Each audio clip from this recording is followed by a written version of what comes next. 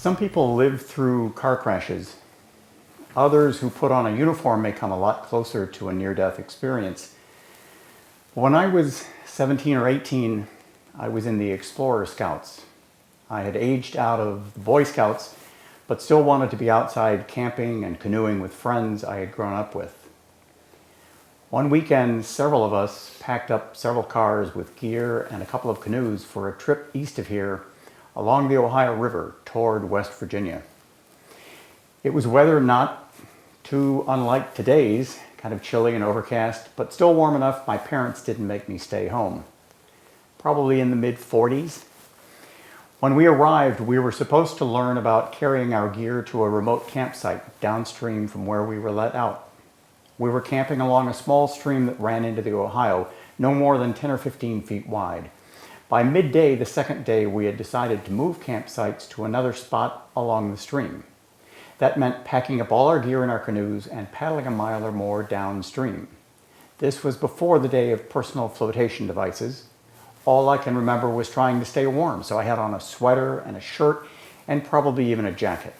I piled in the canoe with a buddy and we were off. At one particular bend, I noticed the current was a lot stronger than it had been a half mile upstream. A lot stronger. All of a sudden, it was all we could do to control the canoe. Boom! That was all it took. We hit a stump, and we were both in the water.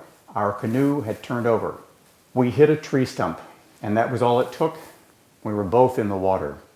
Our gear was gone, and I found myself sinking fast. My clothes were soaked and heavy. I could swim, but the current was too strong. Just as I was beginning to panic, I saw a fallen tree coming along one side of the stream I was passing. It had fallen at an angle, and the top leafless branches stuck out as if they were pointing the way the stream was running. My hands were paddling water to stay afloat, but I reached out with my right hand and grabbed at a branch. Missed that one. Then another smaller. Missed that one too. Finally, just as the branches were getting to be smaller than a pencil, I grabbed one between two fingers, barely pinching it. And I could hold on. I reached out with my other hand, now that it weighed a ton, and grabbed a little higher on the branch. I can't relate this to a specific fabric that saved my life, the way the parable explains what happened to the woman who touched the fringe of Christ's clothes, but I can certainly identify with how the smallest things in life sometimes mean the most at moments of greatest need.